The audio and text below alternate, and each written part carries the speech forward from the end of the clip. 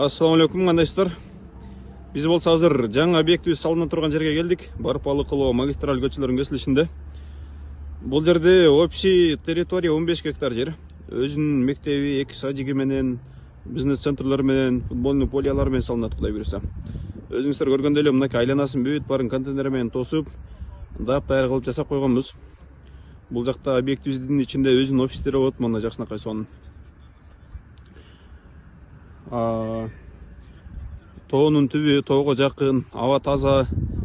Сон жерге салынат, Кудай буйруса, мынакей.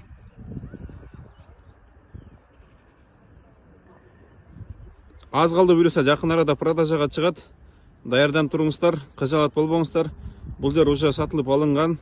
Бүт бардыгы даяр. Аз калды, сатып баштайбыз буйруса. Мынакей сон.